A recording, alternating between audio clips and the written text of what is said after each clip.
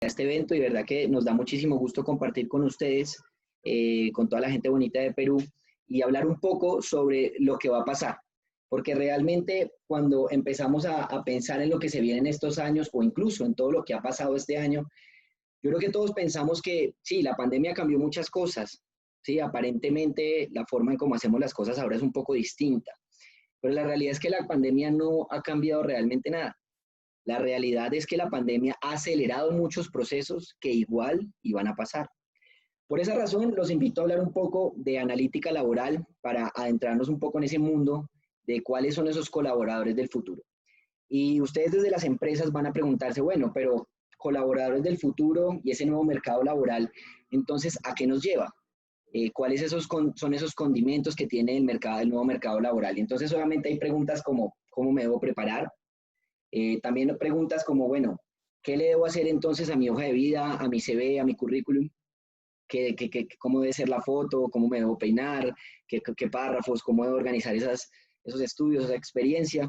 Por otro lado, también decimos, bueno, ¿y cómo abordar ese nuevo mercado laboral? O finalmente, ¿cómo debo cautivar entonces a la persona de recursos humanos? ¿Sí? ¿De qué manera pico el ojo? ¿De qué manera sonrío para que la persona de pronto se incline por mí? Entonces, finalmente, entre muchas preguntas que nos hacemos y nos cuestionamos, decimos, bueno, ¿cuál es la fórmula mágica?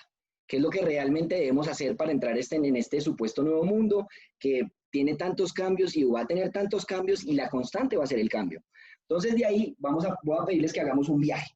Vamos a hacer un viaje rápido, nos vamos a devolver varios años a 1780 para que entendamos dónde empezó este cuento. ¿Dónde empezó este cuento? En la Revolución Industrial, en la primera Revolución Industrial, de 1780 a 1850, donde todo arranca por un señor llamado James Watt, que es el que perfecciona el modelo de la máquina a vapor. Para los que no conocen la máquina a vapor, pues inició la Revolución Industrial. Cuando él era pequeño y veía a su tía haciendo el té y la tetera se movía la tapita, pues él se dio cuenta que el vapor generaba una fuerza. Y de ahí ingenió y perfeccionó una manera de que ese vapor, es decir, lo que es al hervir el agua o al calentar el agua, ese vapor que se genera tenía una fuerza para poder mover, una fuerza motora. Y esto cambió absolutamente la vida de todos nosotros en el planeta. ¿Por qué razón? Porque esto empezó a industrializar todo. Y al industrializar todo, las personas empezaron a migrar hacia la urbe, hacia las ciudades. Otro de los efectos que pasó es que se crea la locomotora a vapor. Y lógicamente, ¿Cuál? perdón, se crea la locomotora a vapor y de esta manera se empiezan a tejer esas vías entre todo el Reino Unido, que fue donde arrancó la revolución industrial. Luego de esto, pues lógicamente se simplifican los procesos de producción, los hacemos mucho más automáticos, ¿no? Creamos las primeras líneas de producción, donde obviamente en gran parte el hombre intervenía, pero las máquinas cumplían un papel fundamental. Y por último, pues todo el empleo se empieza a generar en torno a la industria, diferentes empresas de producción y se empiezan a crear esos grandes capitales. Es donde llega la burguesía y cambia un poco el modelo económico, se empieza a forjar ese modelo económico que hoy conocemos. Después de esto, ¿qué es lo que pasa? Venimos a una segunda etapa, o lo que llaman la segunda etapa, que es la segunda revolución industrial, que empieza en 1850 y va hasta antes del periodo de guerras, que es 1914. Aquí se vienen cosas más importantes todavía. Y a pesar de que ustedes crean que no tiene de pronto nada que ver con nosotros, o de pronto nada que ver con lo que va a pasar, o de pronto nada que ver con lo que hoy nos tiene acá, pues la realidad es que sí. Antes las personas prendían lámparas de queroseno, que era un derivado del petróleo, pero gracias a Thomas Alva Edison, hoy encendemos es un bombillo. Después de 1000 intentos, él logró llegar al bombillo a través de la luz eléctrica, o de la energía eléctrica. Luego, tiempo después, se crea la primera línea de producción, que aquí interviene mucho Henry Ford, donde crea la primera línea de producción de automóviles. Pero él tenía una premisa muy clara, en donde él dice, quiero hacer un automóvil a costo tan barato que cualquiera de mis empleados pueda adquirirlo. Y esto obviamente masifica esa producción. Por otro lado, se crea el avión. Los hermanos Wright crean el primer avión, el primer modelo de avión o el primer aparato volador. Y lo más curioso, no sé si acá se encuentran personas del mundo de la industria aeronáutica, era que en ese momento les decían, bueno, ¿y eso para qué va a servir? Hoy nos parece increíble que este año no hayamos podido viajar tanto y que no podamos conectar el mundo como siempre lo hacemos. Pero para ese entonces, hace 100 años, más de 100 años, nos parecía increíble. Bueno, ¿y un objeto volador en qué nos va a ayudar? Entonces nos vamos dando cuenta cómo se van creando nuevas industrias, cómo se van creando nuevos empleos, cómo se van creando nuevas necesidades y oportunidades para todos. Seguíamos revolucionando y aquí es cuando se habla de la primera globalización en el mundo. ¿Sí? Esto que hablamos todos los días, el mundo globalizado, bueno, aquí es donde se crea la primera globalización, porque esto que arranca en la primera etapa en Inglaterra, termina permeando Alemania y otros países donde finalmente empiezan a adoptar la industrialización. Se viene el periodo de guerras después de 1914, pero después de 1914 empieza una nueva etapa que es la tercera revolución industrial. Ya vamos terminando el viaje. Y esta tercera revolución industrial tiene algo muy particular, y es que yo no debería contarla, porque ustedes vivieron en ella, ustedes ya la conocen.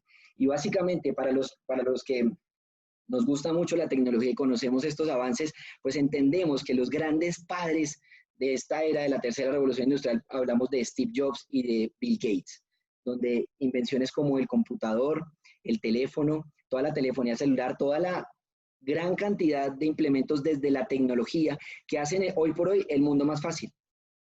Hacen el mundo más fácil porque nos permitieron llegar a momentos donde finalmente hace unos años los veíamos en películas, pero estos señores nos ayudaron a hacerlo realidad. Y esta es la tercera revolución industrial. El mundo crece más y el mundo ahora se interconecta rápidamente. Por eso yo estoy hablando con ustedes en este momento. Pero ellos y muchos más que trabajaron en esta tercera revolución industrial, pues nos pusieron en el punto donde estamos ahorita. Y en el punto donde estamos ahorita, básicamente, señores, es darles la bienvenida a la cuarta revolución industrial. ¿Qué tiene de raro la cuarta revolución industrial? Bueno, aquí es donde la tecnología, como raza humana, estamos llegando a un punto en la tecnología donde todo está cambiando. Todo está cambiando y ya los procesos se hacen automáticos. Ya las máquinas cada vez son más eficientes. Las máquinas reemplazan muchos de los cargos que estamos viendo hoy, ¿sí? Entonces ahí es donde, bueno, este nuevo mercado, ¿qué va a pasar? Pues les cuento que ya la persona no va a competir con otra persona por un cargo, sino con una máquina. Y la máquina, pues siendo tan eficiente, se hace un poco difícil, pero del otro lado nuestra vida se hace mucho mejor. Estamos en un punto súper interesante en la historia, es decir, ya las máquinas nos pueden colaborar en muchas tareas que de pronto eran muy difíciles, muy tediosas o incluso imposibles para nosotros. Entonces vamos a tener que empezar a entender cómo esta cuarta revolución nos va a convertir en algo que jamás habíamos sido. Pasamos de ser el Homo sapiens a ser el Homo Deus. Homo Deus básicamente es que nos convertimos en el hombre Dios, porque las máquinas sirven para nosotros. Yo sé que esto suena raro, esto suena como si fuera Matrix, esto suena como si fuera Terminator, pero no, tranquilos que nada de esto va a pasar. Y lo que tenemos que entender es que llegó una nueva amiga para nosotros y se llama inteligencia artificial. ¿Sí? Básicamente entes pensantes que permiten tomar decisiones por sí solos y aprender por sí solos. Pero yo les voy a contar 3 casos sencillos para que entendamos un poco más cómo se fue gestando en todo este viaje, qué fue lo que pasó y cómo empezó a nacer esto de la inteligencia artificial, cuáles fueron esos primeros pasitos. Entonces, el primero se nos da en 1997 con este señor Garry Kasparov, campeón mundial de ajedrez. De pronto muchos lo conocen, fue campeón por muchísimos años, más de 15 años campeón mundial de ajedrez. Era imbatible. Tan grande o tan bueno era en el ejercicio que básicamente en 1985 se enfrentó a 32 computadores en simultánea, ganando a todos la partida. Era básicamente imposible y era normal que una máquina le ganara a un hombre. Pues eso no está entre los planes, eso lo veíamos en las series americanas en ese entonces en televisión, pero era básicamente ciencia ficción. Pero ¿qué pasó? Llegaron los señores de IBM, que acá entra el público, sé que tenemos gente de IBM, un saludo, o gente que está en IBM, un saludo muy especial para ellos, pero desarrollaron Deep Blue Technology, y pudieron enseñarle a la máquina a jugar ajedrez. Se enfrentó la primera vez con Garry Kasparov en 1996, donde Garry ganó, pero en 1997, después de haber perfeccionado el software que permitía a la máquina decidir ante jugadas de un tablero de ajedrez, pues finalmente lo ha derrotado. Y esto fue un fenómeno mundial que tal vez no todos nos enteramos, pero en el mundo de la tecnología ya se están dando pasos muy grandes de lo que iba a pasar. Pues hoy Garry Kasparov pues no se quedó sin empleo, ahora es un conferencista, y finalmente el mensaje que nos da y que le da al mundo, porque él fue el primer derrotado de todo lo que se viene ahorita, él dijo no hay ninguna derrota, hay es que colaborar con las máquinas, podemos crear un mundo muchísimo mejor. Esto lo pueden ver en TED, una conferencia muy, muy interesante, donde él nos cuenta cómo podemos colaborar con las máquinas y crear muchas sinergias interesantes, mucho más eficientes, mucho más productivas. Tenemos un segundo caso que se da para el 2011, con este señor Ken Jennings y su compañero Brad, que lo vemos en pantalla. Ellos jugaban o participaban en un programa que se llamaba Jeopardy, que es la traducción, no sé si han oído ¿Quién quiere ser millonario? O estos programas en donde las personas de cultura general responden varias preguntas y van ascendiendo y van ganando mucho más dinero. Bueno, pues parecía imposible ganarle a estos dos señores porque estos dos señores tenían todas las respuestas y casi que se sabían todas las preguntas. En este caso, otra vez los señores de IBM dicen, pongámosle picante al programa e invitan a que estos señores pues compitan con Watson, que es la inteligencia artificial hoy desarrollada por IBM, una de las inteligencias artificiales mejor desarrolladas del mundo. Pues pasó lo que tenía que pasar. Cuando ellos intentaban estar escuchando la pregunta, ya finalmente Watson ya estaba respondiendo. Era imposible de ganarle. Finalmente los derrota y Ken Jennings de ahí aprendió, a pesar que él venía del mundo de la tecnología y el desarrollo y de la programación, pues entendió que llegamos a un nivel que nosotros mismos buscamos y que ahora hay que entender este resultado, cómo abordarlo. Por último, otro de mis ejemplos en cuanto a los pasos que ha venido dando la inteligencia artificial se da al otro lado del mundo en Asia, donde este señor Lee Sedol, campeón del juego Go. Los contextualizo un poco, no sé si conozcan el juego Damas Chinas, pero bueno, se alcanza a ver un poco en pantalla, es un juego que es muy popular en Asia, es como decir acá de este lado del mundo el fútbol. Para ellos hacer torneos del juego Go es demasiado importante, tanto así que empresas como Samsung o como LG lo patrocinan y dan grandes premios al campeón. De esta manera, y teniendo esta popularidad y entendiendo que el juego Go es el más difícil juego de mesa del mundo, pues la gente de DeepMind en Inglaterra se unió con la gente de Google y quisieron desarrollar una inteligencia artificial que fuera capaz de jugar Go. Desarrollaron durante varios meses, le pusieron a la inteligencia a jugar con varias personas de diferentes niveles, obviamente escalando esos niveles, y inventaron AlphaGo. Pues al final del ejercicio quisieron retar. Llevaba 18 campeonatos ganados seguidos. Era un joven. Y finalmente lo derrota. De 5, le gana en 4 partidas AlphaGo. ¿Qué nos queda de reflexión? La reflexión es muy sencilla. Cuando Lee Sedol pierde y gana AlphaGo, la máquina, la inteligencia artificial, pues la máquina no pretende ir a abrazar a nadie, ni le dan ganas de llorar ni de gritar. En cambio, Lee Sedol sí, porque es un ser humano. Y ahí es donde nosotros empezamos a entender este mundo con inteligencia artificial, con automatización, ¿sí? Pero con seres humanos, que somos nosotros los que estamos creando todo. Finalmente, ¿cómo entender el factor humano se hace tan relevante en un mundo completamente automatizado? Pero quiero que comparemos un poco. Entonces, si comparamos la mente de nosotros, pues les cuento que nosotros tenemos 90 millones de bytes de espacio en nuestra memoria, en nuestro cerebro. Eso suena bien, eso suena tranquilo y uno dice, bueno, creo que las cosas pueden ser bien, pueden estar bien. Resulta que 90 millones de bytes son básicamente 90 megabytes. Ahí ya no suena tan chévere, ¿verdad?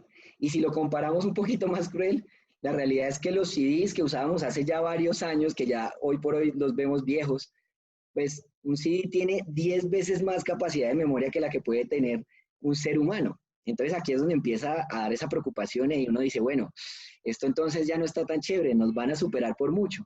Realmente no se trata de verlo así, pero todo este desarrollo tecnológico va a llegar a un punto cumbre donde va a cambiar completamente la existencia de todos nosotros como raza humana a través de la tecnología. Y ese fenómeno se llama la singularidad. Básicamente el fenómeno de la singularidad es cuando una máquina de $1000 que puede adquirir la gran parte de las personas, pues va a ser capaz de pensar mucho mejor que toda la humanidad junta. Esto es una realidad y por eso les hablaba de los programas de los 70 y los 80, las series americanas, pero es verdad, la realidad es que las máquinas van a tener un desempeño en cálculo y en muchas otras habilidades que nos van a superar. Incluso la revista Times ya tiene su portada para 2045, donde no solamente la máquina va a reescribirse a sí misma, sino que adicionalmente nosotros no solo vamos a cooperar con la máquina, podemos estar conectados a la máquina, como de alguna manera ya lo estamos, pero un poco más como lo vimos de pronto en la película de Matrix, ¿de acuerdo? Entonces, Teniendo esto en cuenta y decimos, bueno, 2045, hacemos un par de cuentas, decimos, bueno, de pronto en ese momento ya no me preocupará tanto. Pero la realidad es que este fenómeno de la singularidad está estimado que se dé entre 2029 y 2045. Ya 2029 suena un poco más cerca, ya nos están tocando la puerta. Entonces, por esa razón, tenemos que entender cuáles son los cambios que se vienen dando a profundidad desde muchas industrias. Todo se está volviendo tecnológico y digital y cada vez más rápido y cada vez más eficiente. Por esa razón, tenemos que entender entonces cómo es que están cambiando los cargos y cómo es que se empieza a afectar ese, digámoslo así, mundo laboral como lo conocemos y como lo construimos. Bueno, entonces, si vemos a este señor que tenemos en pantalla, es un conductor en Estados Unidos. Estados Unidos, su fuerza laboral, es decir, todas las personas que se emplean en Estados Unidos, que tienen un trabajo y devengan de él, pues finalmente estos señores que manejan un camión y atraviesan de lado a lado el país representan el 35% de la fuerza laboral estadounidense. Muchísimas personas, ¿verdad? Pero, ¿qué va a pasar cuando casas automotriz como Mercedes anuncian que en 2025 los camiones se van a manejar completamente solos? Cambia completamente el tema, ¿verdad? Entonces, por esa razón tenemos que entender cómo va a ir permeando la tecnología a todos esos cargos o todos los cargos que nosotros en lo que nos desempeñamos. De alguna manera todo va a cambiar, pero vayámonos a un ejemplo mucho más cercano. Entonces, hablemos, por ejemplo, perdón, se me fue. Vayámonos un poquito más local y vayámonos a Lima, donde seguramente muchos de nosotros hemos visto a este tipo de personas. Vamos a llamar a la persona Sandra, y Sandra se encarga todos los días en la ciudad de Lima de recoger los desechos, la basura, y la vierte en camiones para que estos camiones la compacten. Y ese es su trabajo y eso es como se gana la vida. Pero ¿qué va a pasar si a través del progreso tecnológico Sandra se va a encontrar con algo así mucho después, ya dentro de poco? ¿Qué creen que va a pensar Sandra cuando vea que un camión, una máquina muy eficiente, que solo es prender y apagar, que simplemente con algo de energía funciona, se encarga de hacer de manera mucho más eficiente, mucho más rápida y sin cansancio alguno su trabajo? Y que le tengan que decir, Sandra, muchísimas gracias, pero pues ya no nos sirve más. Ahí es cuando se pone difícil la cosa. Y ustedes dicen, bueno, está bien, pero pues finalmente eso no me va a tocar a mí. La realidad es que a todos nos va a tocar y quiero que entendamos entonces el escenario del nuevo mercado laboral y de los nuevos empleos que se vienen, de cómo están cambiando los ejercicios, donde la cuarta revolución industrial no pretende cambiar lo que vemos, sino finalmente nos va a terminar cambiando es a nosotros. Y el ejemplo de esto son estos señores.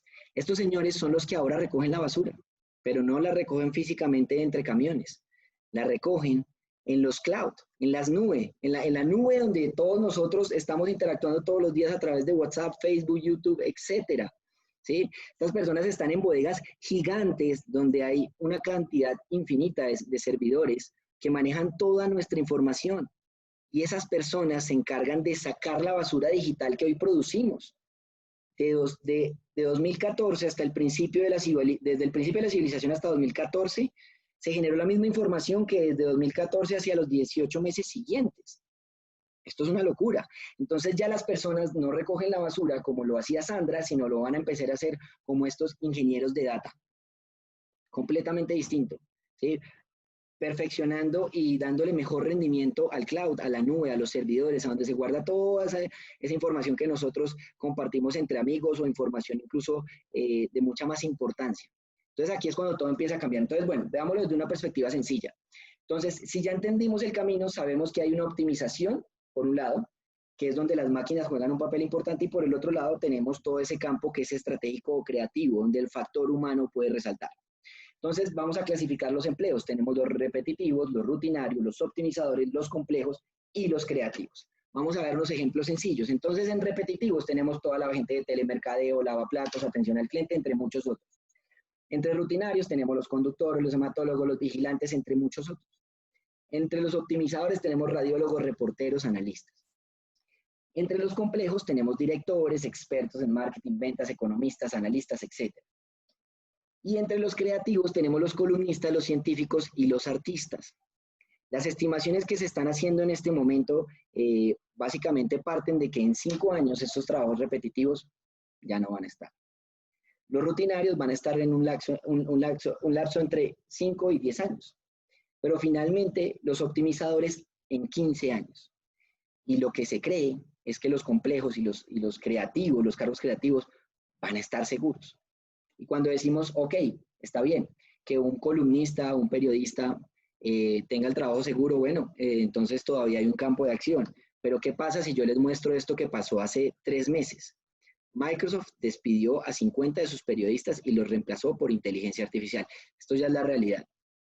Ya aquí no nos estamos inventando nada. Esto ya está pasando y está pasando no solo en países de primer mundo, sino también en Latinoamérica ya empezó a pasar. Entonces, por esa razón, nosotros debemos entender cómo hacemos una diferenciación. ¿Qué es eso que nos va a hacer diferentes frente a las máquinas? Y aquí yo les quiero hablar un poco de las habilidades blandas. Y les voy a poner un ejemplo, como lo vemos en pantalla. No sé si conozcan todo lo que están viendo. Este programa es Photoshop.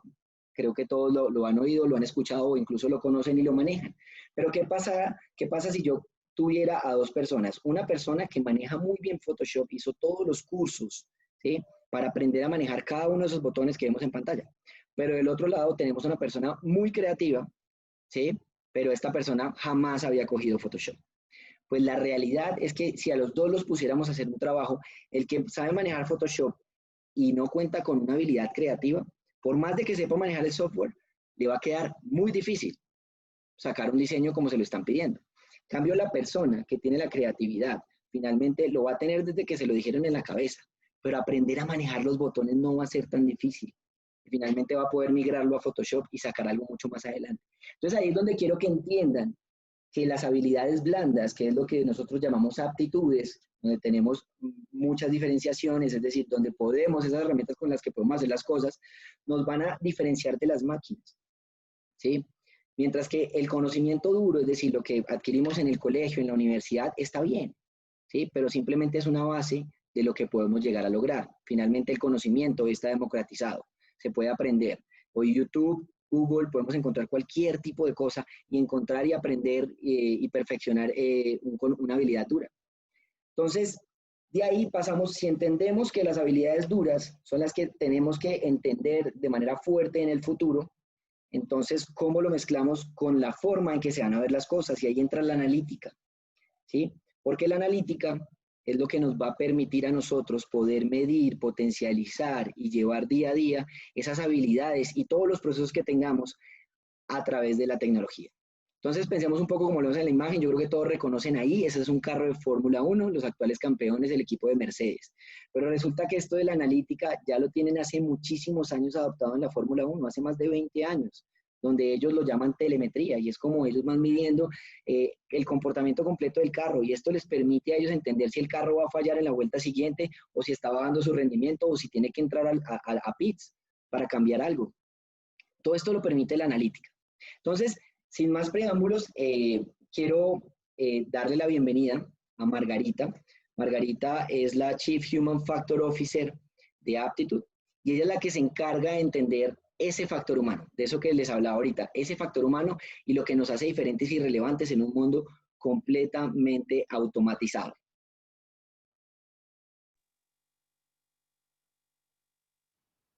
Buenas tardes a todos.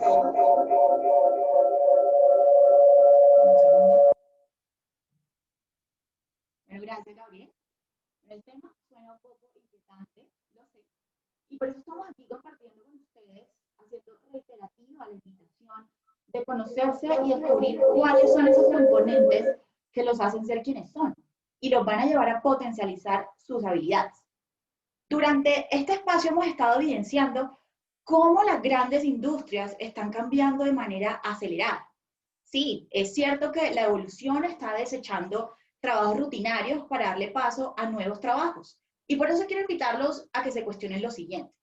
¿Alguno de ustedes se imagina cómo va a ser el mundo en el 2030? ¿Sabemos cuáles van a ser los trabajos de los jóvenes que se gradúen en 10 años? ¿Conocemos cuáles son las habilidades que van a cobrar relevancia en unos años? ¿Estamos preparados para el cambio laboral que está llegando de manera acelerada? ¿Consideran ustedes que el modelo educativo está realmente preparando profesionales en habilidades blandas? La realidad es que nos cuesta imaginarnos el mundo el próximo año.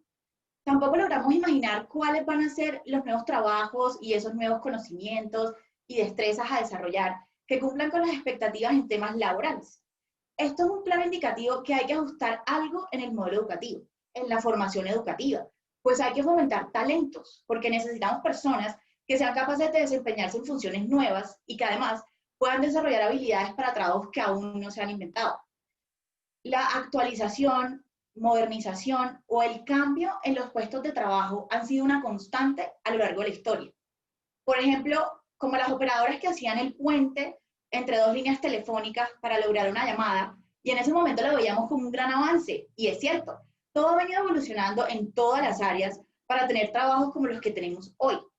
Y algunos trabajos que hoy parecen muy avanzados, en un tiempo podrían ser tan particulares como el de la operadora, y es claro que los trabajos de hoy a 15 años van a ser completamente nuevos y sorprendentes para todos, pero las personas que van a llevar esa bandera aún no han nacido.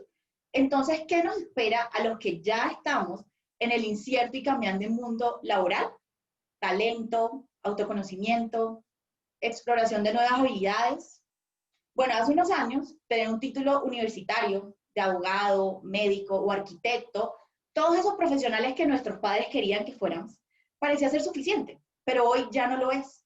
Y la tan utilizada frase de moda, hay que reinventarnos, cobra mayor validez en estos tiempos, pero no es reinventarnos, es redescubrirnos como personas, conocernos, recordar lo que en verdad nos hace humanos. Todo comienza desde la manera como nos enseñan, porque el modelo educativo fue concebido en otra época, en un mundo menos dinámico, bajo conceptos de memorización y repetición. Y cuando te enfrentas al mundo laboral, comprendes que esta información no era un aprendizaje práctico. Dicta la misma cátedra a todos. Se basan en un modelo de inteligencia que contempla un solo aspecto de la inteligencia humana. Antes se afirmaba que la inteligencia era ser brillante en todo, o de lo contrario, no tendrías tan buena suerte en la vida. Es como si la inteligencia fuera un sorteo. A ti sí te tocó, a ti no. En sus inicios, se medía la inteligencia por el tamaño del cráneo. Entre más grande era el cráneo, se asociaba con mayor inteligencia. Claramente, esta teoría perdió vigencia con el tiempo. Más adelante se desarrolló el test del IQ. Evalúa ámbitos numéricos y lingüísticos y también encontramos las escalas de inteligencia. Y es muy curioso que en esas escalas una persona está en muy superior y deficiente o muy dotado y al límite de una alteración.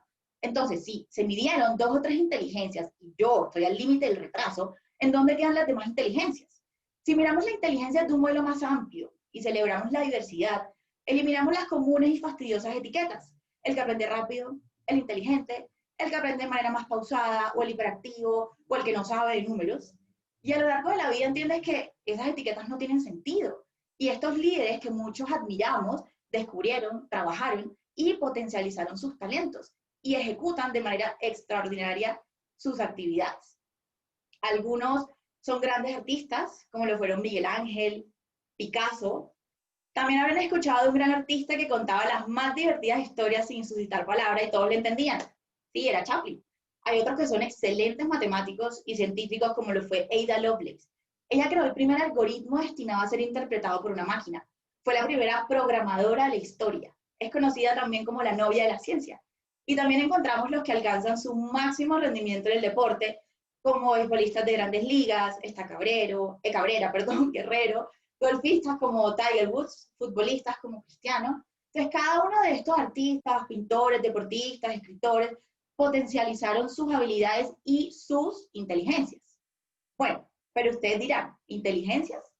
Pero no era una inteligencia universal, no estaba claro que se trataba de ser inteligente o no. Imaginemos como si nuestra cabeza tuviera varios computadores, donde un computador va a ser de muy buen rendimiento, otro va a estar sobre la media y el otro no va a trabajar tan bien. Es pensar en varias computadoras relativamente independientes, no en una multipropósito como se creía.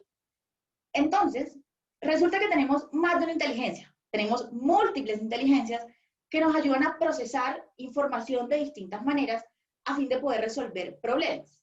Son una combinación de potencialidades que se complementan. Entonces, bueno, a propósito, que iniciaron las eliminatorias al Mundial de Qatar y vemos a varias estrellas del fútbol, hablemos de uno de esos jugadores estrella. Muchos deben conocer a Lionel Messi, lo han visto jugar o por lo menos han escuchado de él. Entonces, analicemos a Messi. que hoy es considerado uno de los mejores en la historia del fútbol. Una persona que seguramente no sería tan reconocida si hoy estuviera en otro campo distinto al deporte. Entonces, Messi emplea diferentes inteligencias para llevar su rendimiento a su máxima expresión. Inteligencias como la colaborativa, que es todo ese trabajo en equipo, la estratégica, cuál va a ser esa estrategia para ganar el partido, la tridimensional, cómo se ubica y se mueve en el campo de juego, la motriz, cómo coordina su cuerpo, y por supuesto, la inteligencia creativa. Y es por eso que siempre vemos a Messi hacer jugadas que solo a él se le ocurren. Así como analizamos las inteligencias que emplea Messi en su juego, también podemos llegar a conocer las inteligencias de otros personajes, como Judith Polgar, que es una de las mejores ajedrecistas de la historia, junto con Garry Kasparov, que nos contaba Gabriel hace un momento.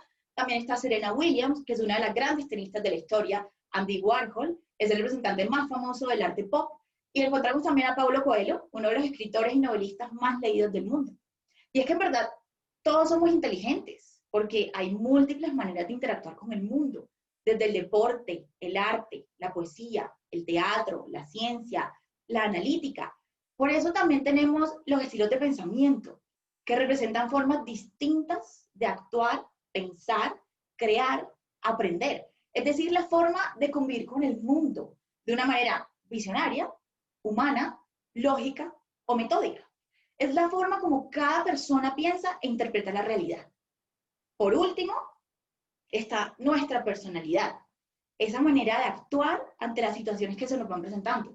Por ejemplo, ¿por qué en ciertas situaciones algo nos causa curiosidad? En otras somos más amigables o somos generosos, o cuándo sale a relucir esa faceta en la que somos encantadores. Estos frentes crean una sinergia perfecta que nos lleva a desarrollar nuestro código, nuestro sello, eso que hace diferente de los demás y nos lleva a resaltar nuestras habilidades y talentos en niveles distintos, pero que combinadas entre sí llevan a potencializar nuestras destrezas haciéndonos aptos para realizar actividades específicas. Entonces, teniendo un panorama más amplio y claro de nosotros y de nuestros talentos, al momento de elegir la carrera o un trabajo para lo que somos buenos y apasionados, podemos hacerlo de una mejor manera y convertirnos en mejores profesionales. Con este ejemplo, quería introducirlos a un tema relevante en estos tiempos, las habilidades duras y las habilidades blandas. Hace 10 años, Recursos Humanos buscaba habilidades duras, todo ese conocimiento técnico adquirido durante varios años de estudio, la experiencia laboral y el entrenamiento. Es ese conocimiento más objetivo, o sea, es decir, cuando hayas aprendido a realizarlas, tendrás esa habilidad.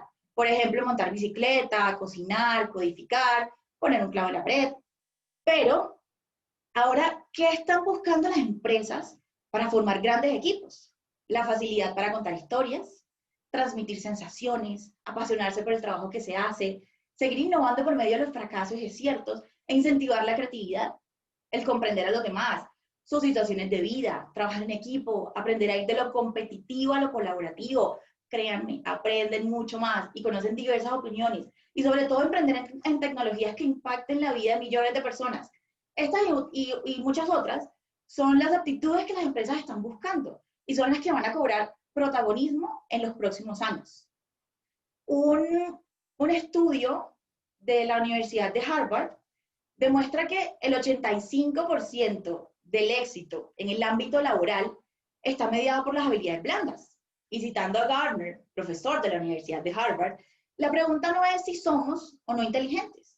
La pregunta es, ¿de qué forma eres inteligente para buscar la motivación necesaria para crear la mejor versión de ti y regalársela al mundo? Según Oppenheimer, en su libro, Sálvese quien pueda, el 47% de los empleos van a cambiar o a desaparecer por el tsunami de automatización y algoritmos. Trabajos de manos de obra, rutinarios, repetitivos, van a ser reemplazados por máquinas. Meseros, agentes inmobiliarios, conductores, empleadas domésticas, maquinistas. Hay dos motivos por los que esto está pasando. Las máquinas son más económicas. Y la segunda, las máquinas aprenden mucho más rápido, aprenden de su entorno y son mucho más eficientes. Esto nos hace comprender que tenemos una brecha entre la evolución de nuestro entorno versus nuestras competencias. Pues no nos estamos preparando para el cambio laboral que ya está ocurriendo.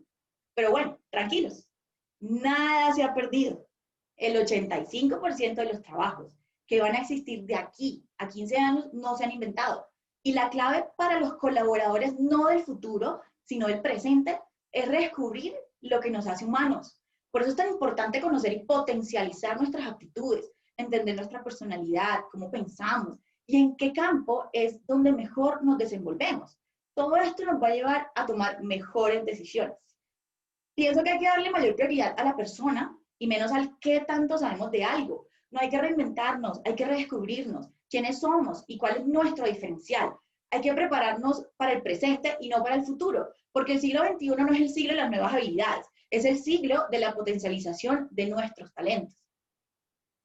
Para este proceso de autoconocimiento nos ayudan los algoritmos y el Big Data, que es todo ese proceso de convertir datos en información útil que nos ayuda a tomar decisiones.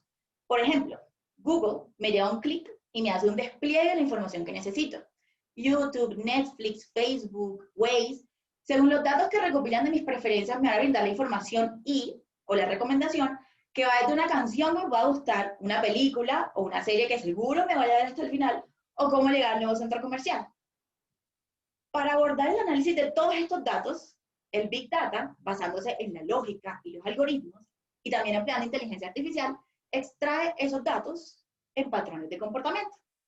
Vamos a observar esto. En el 2012, Target, una cadena americana de supermercados, le envió a un adolescente unos cupones de pañales y teteros a su casa 2 semanas antes que el adolescente le diera la noticia de su embarazo a sus padres. Su papá, furioso, llamó a Target diciéndoles que estaba motivando a su hija adolescente a ser madre a temprana edad. Pero ¿cómo supo Target esta información? Resulta que tienen un historial de cientos de personas y calculan lo que ellos llaman puntaje de embarazo. Pero no es un puntaje de si estaba o no embarazada, sino para cuándo sería la posible fecha de embarazo, y lo calculan no con cosas obvias como compra de ropa de bebés o una cuna, lo calculan por mínimos patrones de comportamiento, como si compró más vitaminas de lo normal, o si compró un bolso lo suficientemente grande como para llevar pañales y teteros. Y ustedes pensarán, sí, pero esas compras no revelan mucho. Pero si lo tomamos por datos de miles y miles de personas, comienzan a marcar algunas ideas. Es básicamente predicción en los medios sociales. Lo mismo pasa con las empresas de marketing y ventas, en política, en ciencia, en salud, porque cada paciente produce millones y millones de datos que es pesado catalogar y etiquetar de manera correcta. Y el Big Data ayuda a optimizar su uso y puede mejorar la prevención, el diagnóstico, el tratamiento y hasta el monitoreo de los pacientes. Todo esto es gracias a la cantidad de datos que se pueden analizar a mayor velocidad y que ha hecho el Big Data un medio necesario de medición. Las empresas de tecnología que les nombré son netamente out of skin. Conocen todo nuestro alrededor: geografía, género, edad, deportes, preferencias políticas, religión, y hasta su algoritmo selecciona las publicaciones a las que en un porcentaje bastante alto le daremos like. Pero, a pesar de tener toda esa información de nuestro entorno, en realidad no saben quiénes somos. No conocen los múltiples campos donde nos desenvolvemos rápido y fácil, la manera como interactuamos con los demás y con los demás y el mundo. Y es que conocer esta información de cada uno de nosotros es importantísimo. Es como un must en la vida de cada uno de nosotros, porque es nuestro código, no hay otro igual. Venimos cargados con ese sello y lo vamos desarrollando a lo largo de nuestras vidas. Teniendo en cuenta estos frentes y todos los componentes que nos hacen únicos, analicemos este perfil. Necesitamos un desarrollador backend. El desarrollador backend es el encargado de que toda la parte lógica de una página funcione. Toda esa parte que sabemos que funciona, pero que no podemos ver. Entonces, un desarrollador backend necesita nuevas tecnologías, todo el manejo de las herramientas y programas que tratan, administran, transmiten y comparten la información mediante soportes tecnológicos, como por ejemplo, inteligencia artificial, Big Data, drones, carros autónomos. También ese desarrollador necesita tener muy buena planeación. ¿Cómo estructura él ese proceso de desarrollo? Necesita razonamiento lógico, categorización de cantidad de datos en una base de datos, capacidad de aprendizaje, porque todo el tiempo tiene que estar absorbiendo conocimiento rápido para poder plasmarlo en sus proyectos. También podemos ver que su personalidad, evidenciamos que es una persona analítica, logra diseñar distintas soluciones, alternativas o escenarios, contemplando las variables existentes y las que posiblemente se puedan presentar. Es una persona curiosa y le gusta adquirir conocimiento. Es estructurado, respetuoso por las reglas y es una persona determinada. Todos estos datos que les acabo de glosar sobre las aptitudes y la personalidad de una persona se conocen como into skin, dentro de la piel. ¿Quién soy? ¿Qué sé hacer? Y lo más importante, ¿qué puedo hacer con lo que sé? El redescubrimiento hace parte de un proceso de innovación desde cada uno de nosotros. Por eso quiero dejarlos con nuestro Chief Innovation Officer, Joel, que nos va a hablar de metodologías para empezar a innovar y a redescubrirlos. Gracias, Margarita. Hola a todos. Yo quiero dejarlos, o mejor dicho, empezar esta parte que me toca a mí con algo bien interesante. Es una frase de alguien que todos conocemos y se llama Albert Einstein. La frase dice, si buscas resultados distintos, no hagas siempre lo mismo. ¿Qué quiere decir esta frase para nosotros? Pues básicamente que todos estos cambios que se están dando y que Gabriel y Margarita nos mencionaron, pues se tienen que llevar a la realidad, ¿cierto? Ahorita todos tenemos que cambiar el chip en nuestras empresas y empezar a mirar cómo vamos a crear estos nuevos cargos, cómo vamos a empezar a crear esos equipos de alto rendimiento. Y por eso la invitación en esta última parte de la conferencia es a salirse de la caja. Vamos a hablar de innovación, vamos a hablar cómo todos estos conocimientos nos pueden llevar a hacer esos equipos que queremos, a tener los colaboradores que queremos. Entonces, lo primero que quiero mencionarles después de esto es el pensamiento vertical y el pensamiento lateral. ¿Qué es el pensamiento vertical y qué es el pensamiento lateral? Hagamos de cuenta que tenemos nuestra cabeza dividida en dos partes. Y una parte de nuestro cerebro es la que se encarga de toda esa parte lógica, de razonar lógicamente todo lo que vemos a nuestro alrededor. Entonces, hablamos de análisis, de capacidad de aprendizaje, de categorización, de disciplina, de concentración, de manejo del tiempo, de planeación. Es esa parte que me permite entender el mundo desde una forma muy lógica. Pero el pensamiento lateral es esa parte irreverente que todos tenemos, es ese lado creativo que va mucho más allá de lo que nosotros esperamos desde la parte lógica, y entonces hablamos de habilidades como habilidad de improvisación, de adaptabilidad, de creatividad, de espontaneidad, de versatilidad, de imaginación, de innovación.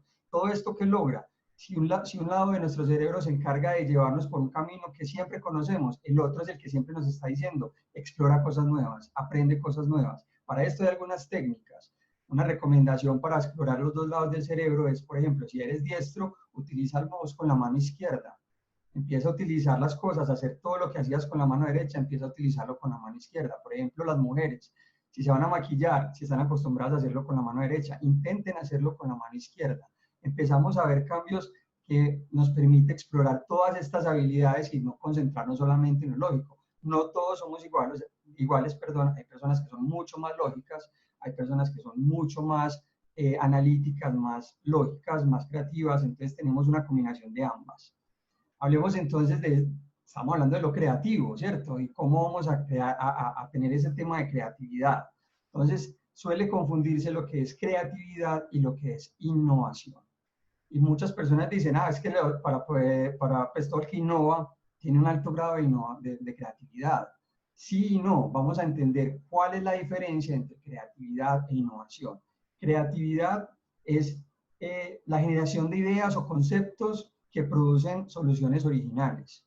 Es esa parte, como les decía ahorita en la diapositiva anterior, es esa parte creativa, que tiene chispa, que explora, que no se conforma.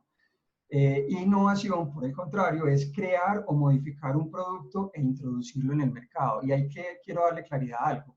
Cuando hablamos de innovación, el producto o el servicio, donde quiera que nosotros innovemos, tiene que ser aceptado en el mercado. Tiene que tener una acogida de las personas, porque si no es un invento. Y pues en este momento podríamos crear zapatos con turbinas y podría ser el invento gigante, pero si lo lanzamos al mercado y nos damos cuenta que la gente no lo usa, que les da miedo, que se pueden chocar, entonces se queda como un invento y no hay innovación. Para que sea innovación tenemos que permitir que la gente lo use y lo ponga en práctica. Entonces, si entendemos esto, la creatividad es el medio y la innovación es el fin.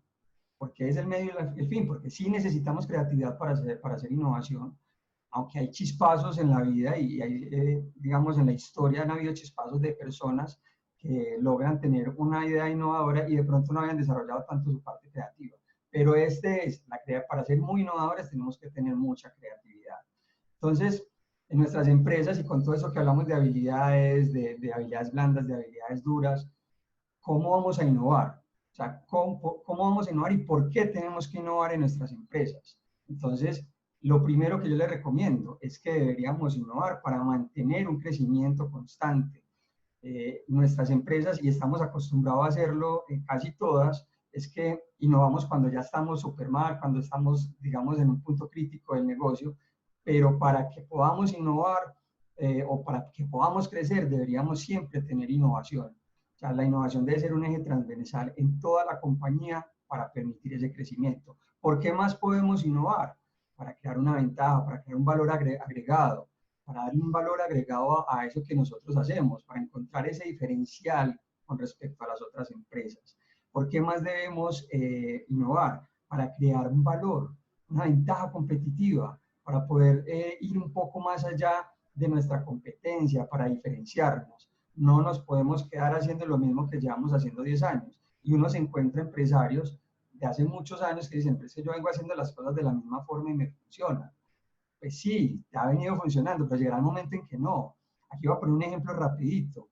En Latinoamérica hace muchos años, en los años 40, 50, 60, el sombrero era un implemento para los hombres muy común. Lo encontramos en Argentina, en todas partes de Latinoamérica.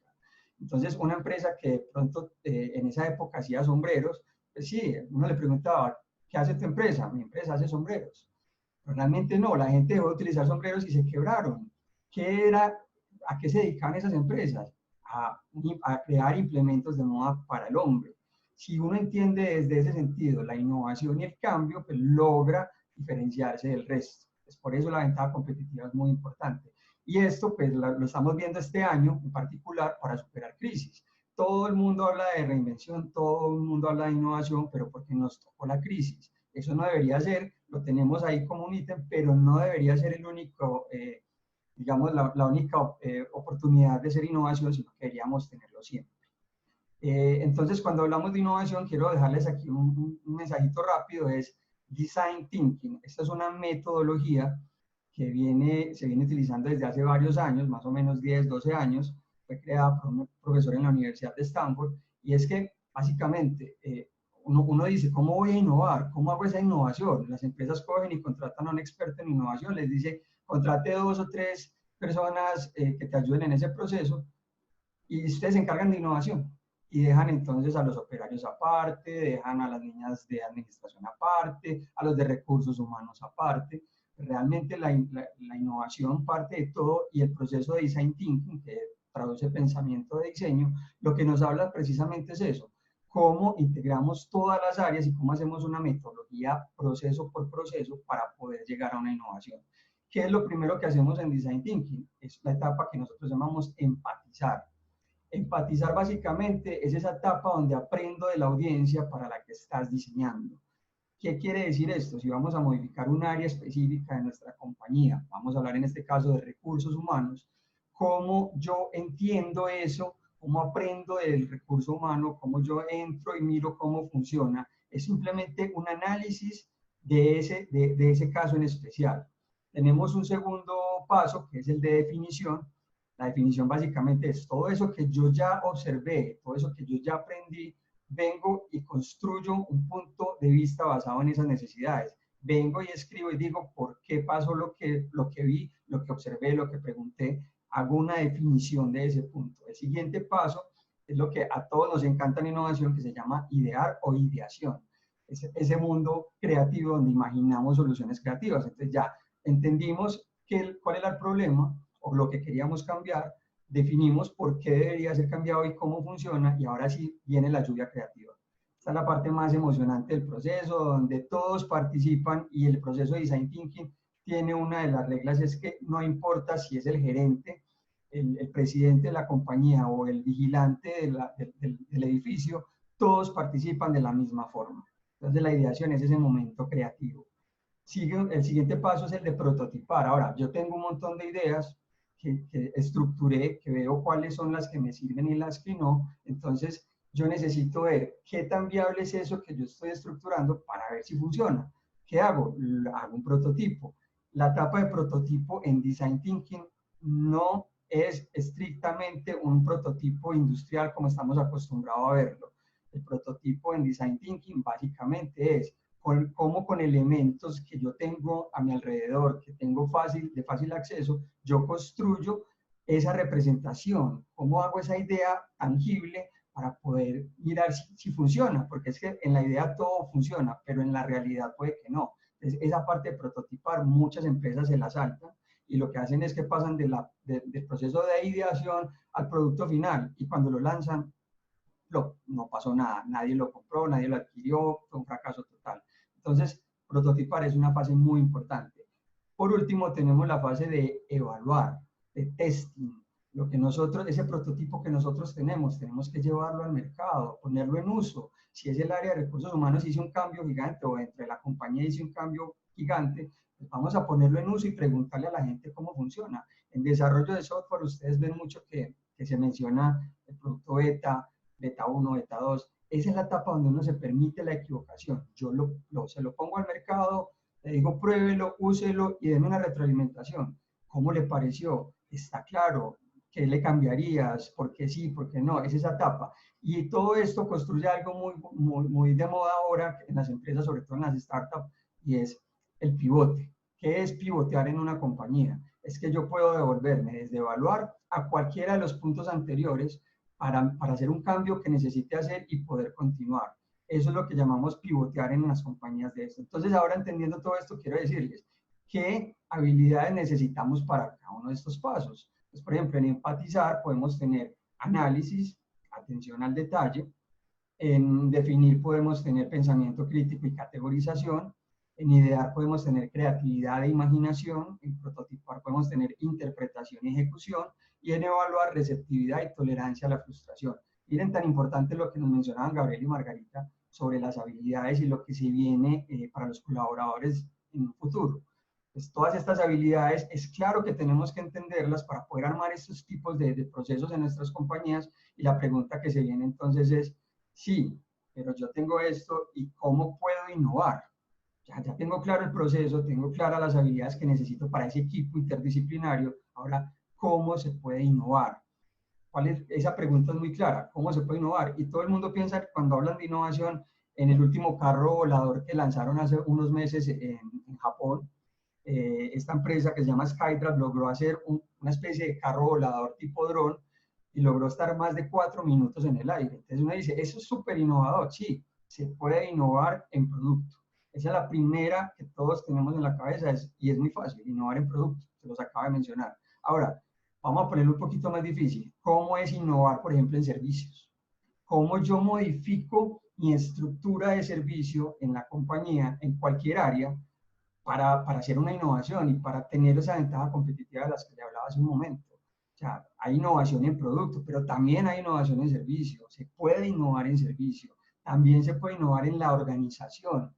Y esto es, digamos, algo que es muy difícil de asumir, sobre todo para las personas que son, digamos, que tienen empresas hace muchos años o que son empresarios desde hace muchos años, porque dicen, no, pero es que mi estructura empresarial es de esta forma.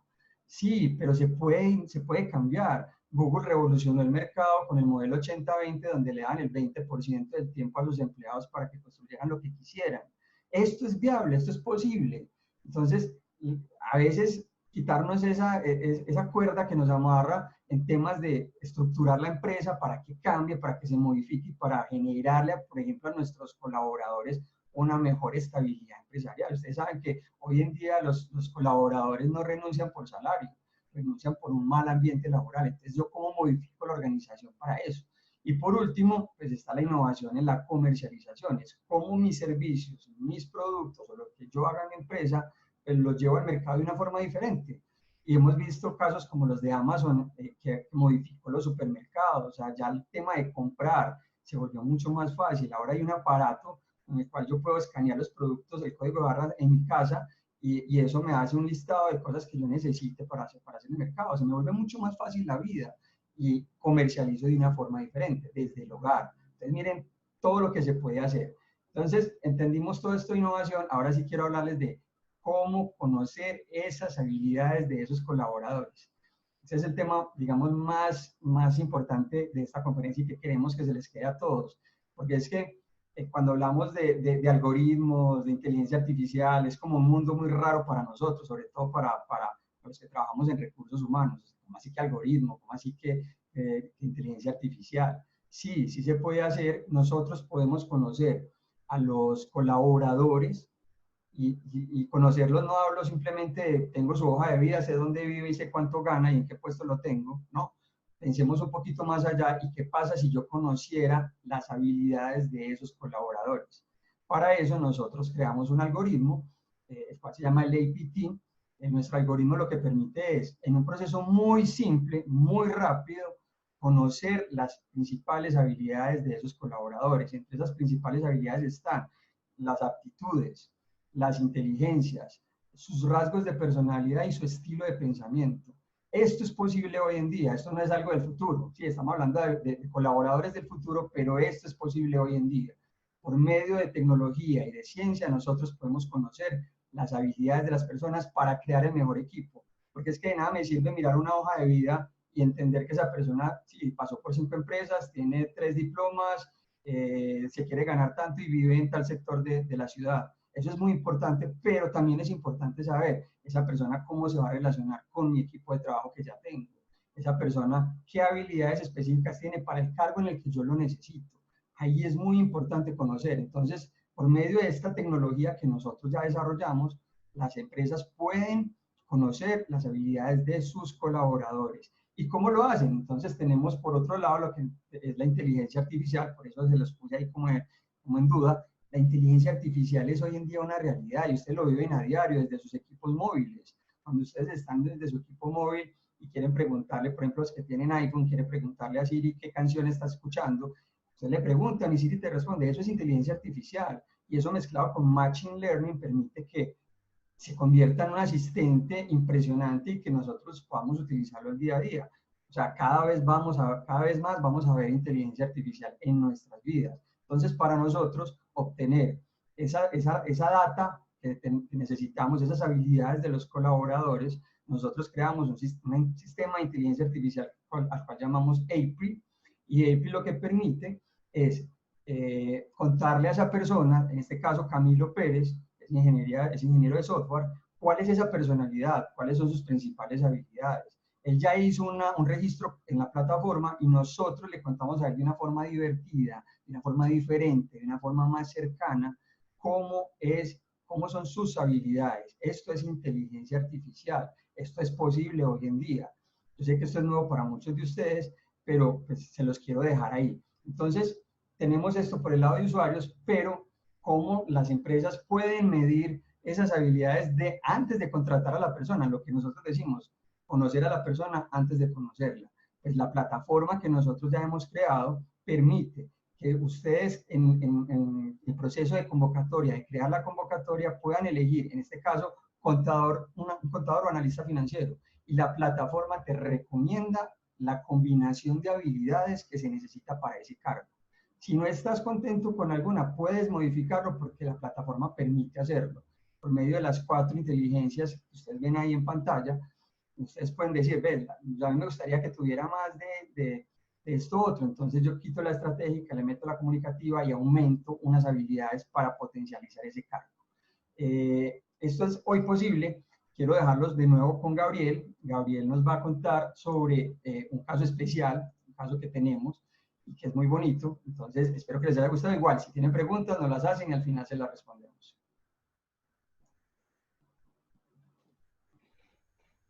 Oscar, muchísimas gracias. Bueno, ya vamos terminando todo este viaje, ¿verdad?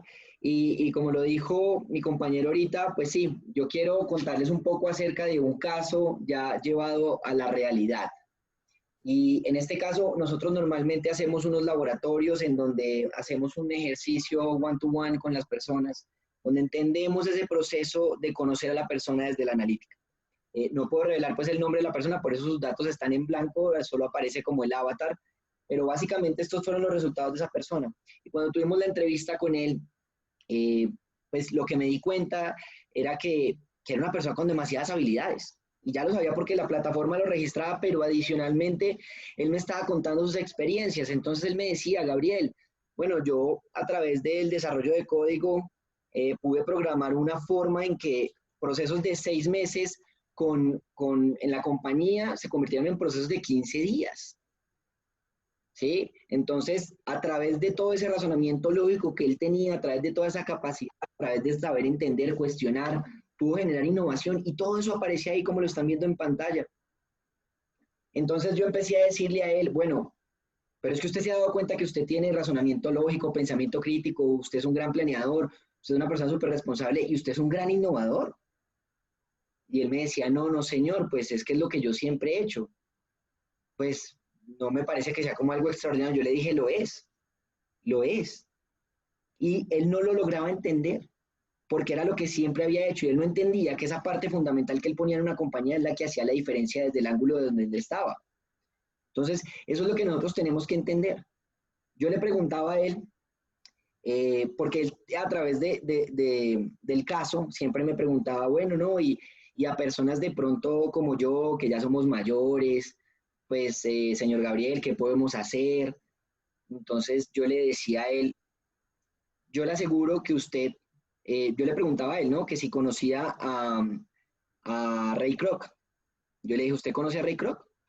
Y él me dijo, no, no, señor. Yo le dije, perfecto. Le aseguro que usted algún día le ha comprado a Ray Kroc. Y me dijo, no, no, señor, estoy seguro que no, yo no lo conozco. Yo le dije, yo le aseguro que usted alguna vez se ha comido una hamburguesa en McDonald's. Y él me dijo, sí, sí, señor, sí, son muy ricas, sí, señor. Perfecto. Entonces usted le ha comprado a Ray Kroc. Él es el dueño de McDonald's. Y él, ay, no, no, señor, no lo conocía. Entonces apuntaba para tener como, para investigar después. Y yo le preguntaba a él, bueno, entonces usted, ¿a qué edad se imagina que Ray Kroc fundó McDonald's?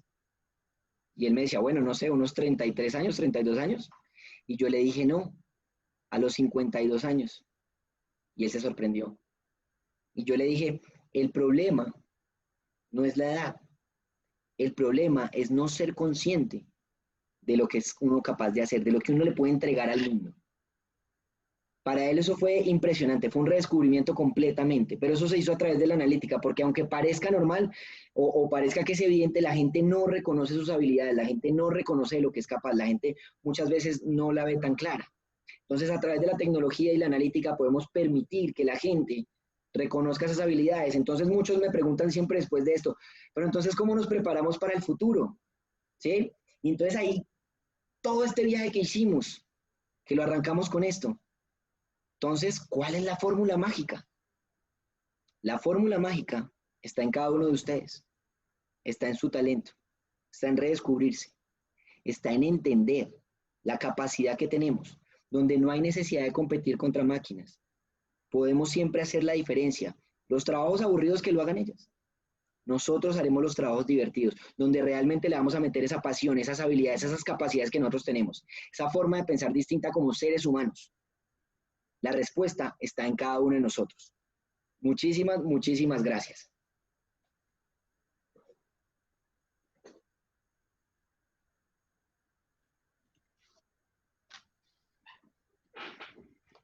Aló, Gabriel. Luis. Hola, Gabriel. Gabriel, no, muchísimas gracias de antemano por tan excelente charla. Yo creo que tanto tú como Margarita y Joel han dado un panorama de lo que se nos viene o de lo que se nos vino, porque como bien decían ustedes, pues esto no es nuevo, esto no es un proceso que haya iniciado muy específicamente por el tema del coronavirus o por la pandemia que estamos viviendo en este momento, no. Realmente esto es algo que ya se venía trabajando, que ya algunas empresas e inclusive en otros países, como denominamos nosotros, más desarrollados, pues ya se tienen unos avances importantes. Yo creo aquí, Gabriel, que hay sin duda alguna un reto importante para las empresas. Las empresas necesitan ser más dinámicas.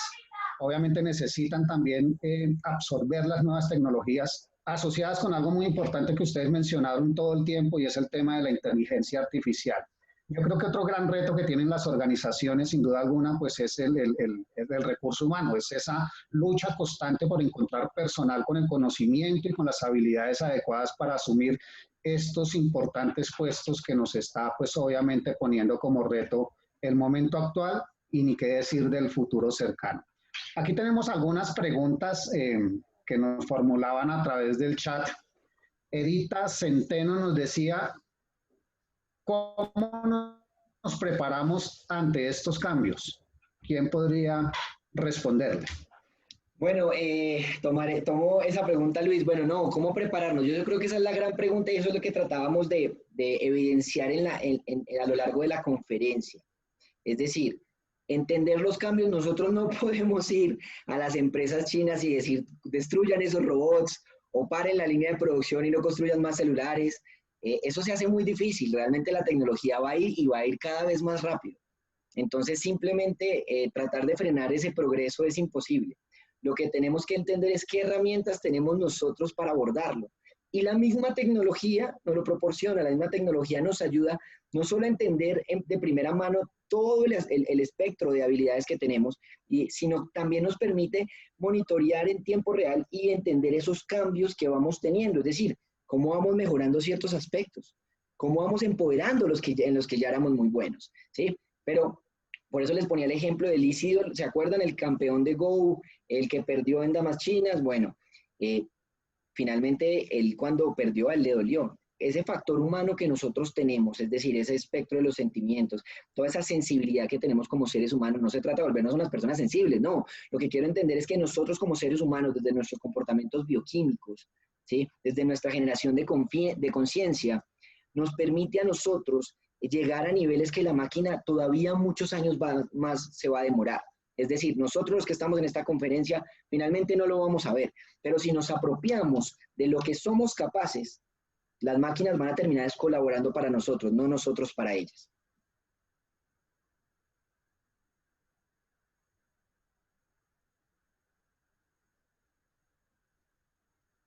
Luis, creo que tenemos el micrófono.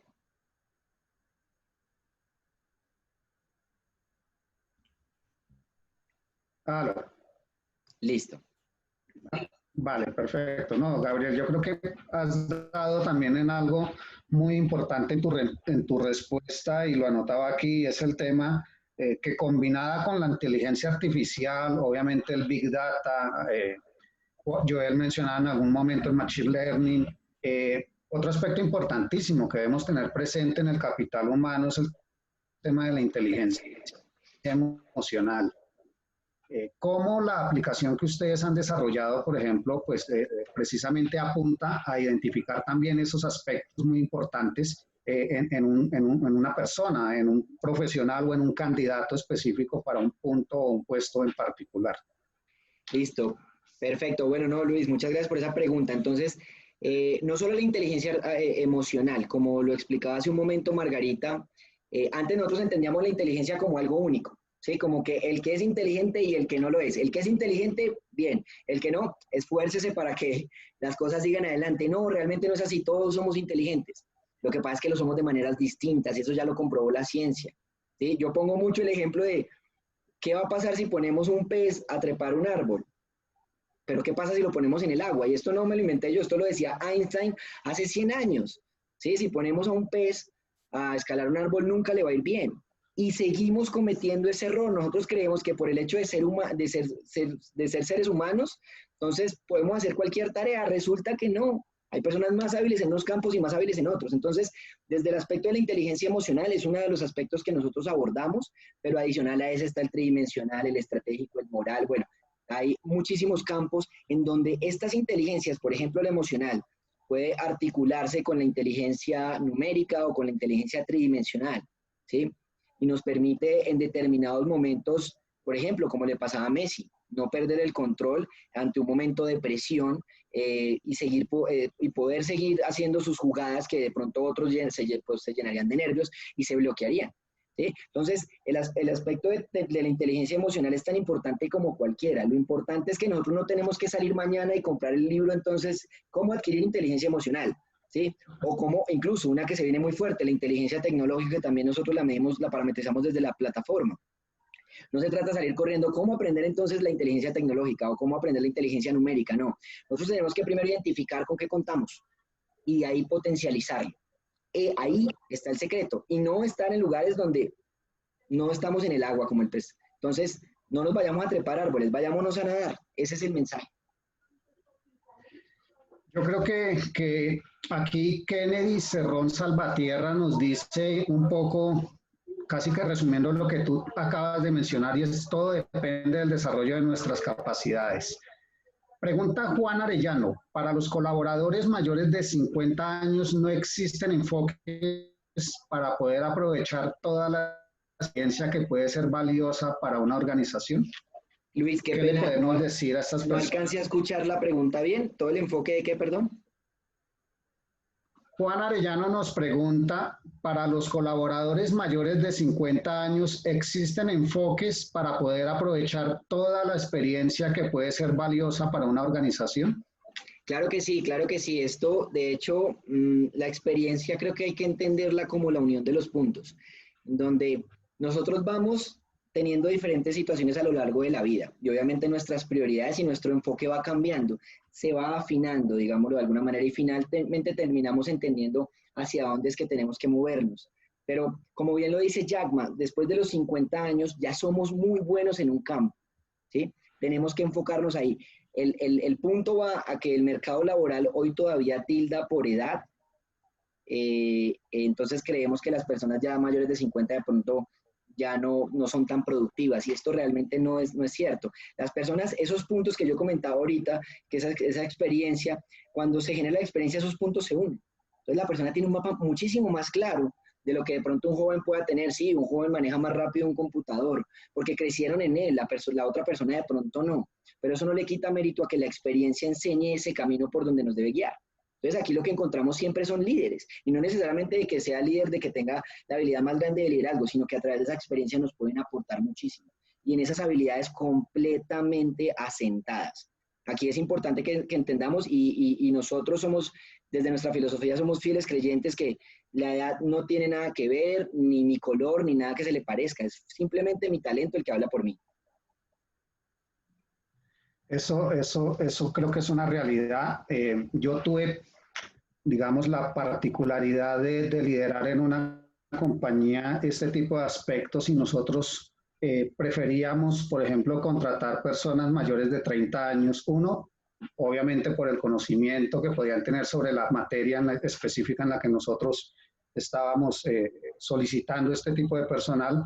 Y dos, también por digamos, para evitar la deserción laboral, porque los jóvenes de hoy son más tendientes a estar yendo de un puesto a otro, no suelen durar muchísimo en un punto o en un puesto de trabajo determinado, cosa que de repente los mayores de 30 años sí suelen ser un poco más fieles, por llamarlo así, entre comillas, a las empresas. Yo creo que hay varios retos importantes y ya como para ir cerrando, y bueno, yo analizando un poco las conferencias de Margarita, la intervención de Joel y la tuya, pues pude identificar un par de ellas. Yo creo que la primera pues está en invertir en capital humano, obviamente que se prepare hacia que permita preparar a estos futuros trabajadores y facilite la readaptación digamos, de las personas del hoy para que puedan complementarse de una forma más fácil a estos procesos de inteligencia artificial. Y yo creo que otro gran reto ya no de las personas o de los trabajadores en sí o de los profesionales en sí, sino también son las políticas nacionales y las políticas de gobierno. Por ejemplo, una estrategia política industrial 4.0 que estimule, que facilite una rápida y una masiva adopción de estos aspectos de inteligencia artificial al interior de las empresas. Y bueno, yo creo que aquí ustedes nos han dado definitivamente unas bases importantes de cómo a través de todas estas digamos, variables y particularmente de lo que se denomina inteligencia artificial, pues hoy por hoy el recurso humano al interior de las empresas se ha vuelto importantísimo. Y cómo a través, por ejemplo, de esa herramienta que ustedes mostraron al final, o de la cual hablaron, pues se facilitan los procesos, tanto para quien está buscando a través de este tipo de plataformas, una persona que está aplicando puede encontrar el empleo de sus sueños, que es que se digamos, se complemente con lo que es, obviamente desde sus estudios, desde su preparación, pero también desde el ser. Y por otro lado, ayudar a las empresas a evolucionar y a hacer más eficientes sus procesos de contratación. Pues Gabriel, de antemano muchísimas gracias por el tiempo de todos ustedes y pues no sé si quieran decir algún último aspecto a los asistentes. Bueno, no, Luis, antes que nada agradecer a todas las personas que estuvieron acá. Muy interesante poder compartir un rato con todos ustedes. De verdad que se nos hace súper chévere. Y nada, invitarlos a que puedan explorar también la plataforma Aptitude. La encuentran en aptitudeco.com/pe. Ahí pueden registrarse, empezar a tener la experiencia y obviamente acá siempre vamos a estar súper abiertos a todos sus comentarios para lo que necesiten, y poder incluso ir desarrollando muchas más cosas respecto a la tecnología hoy por hoy funcionando para los seres humanos. Claro que sí. Bueno, Gabriel, yo quiero, antes de cerrar, dar un agradecimiento especial nuevamente a Selecto Consultores en Recursos Humanos, a su gerente general, la doctora Claudia Corbeto, que nos acompaña el día de hoy. A ustedes, por supuesto, muchachos, por este conocimiento y por toda esta información que nos han transmitido. Y antes de irnos, me gustaría invitar a los presentes a que encendieran sus cámaras para tomar una foto de este seminario y enviarlo obviamente junto con las memorias de la presentación y el video, pues enviar también un recuerdo de esta conferencia que ha sido muy interesante. Y bueno, a mis amigos y hermanos peruanos, desearles muchísima suerte hoy con su selección. Seguramente vamos a ganar. Bueno, por favor enciendan sus cámaras para tomar un pantallazo, o tomar varios pantallazos del...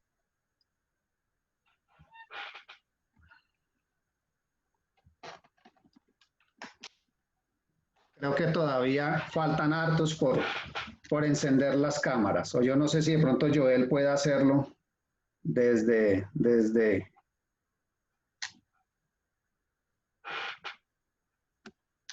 Bueno, yo voy tomando aquí pantallazos, pero no todo el mundo está prendiendo las cámaras.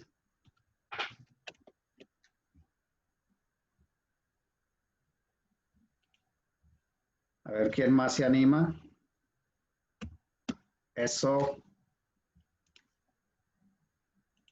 como diría los fotógrafos de modelaje, por favor, denme más, denme más. Bueno. Yo creo que con estas ya son suficientes. Hemos tomado ahí varias imágenes. Nuevamente a todos, muchísimas gracias por su compañía el día de hoy, por haber asistido a esta importante charla. En nombre de la Cámara de Comercio e Integración Colombo-Peruana, de Selecto Consultores en Recursos Humanos y de Aptitude, nuestros agradecimientos por este espacio y bueno, esperamos que este contenido haya sido de utilidad y como les informamos, próximamente estaremos compartiendo las memorias de la presentación realizada y bueno, el video para aquellas personas que nos lo solicitaron, que tuvieron que salirse hasta este tiempo. Todos y un feliz jueves y resto de fin de semana para todos.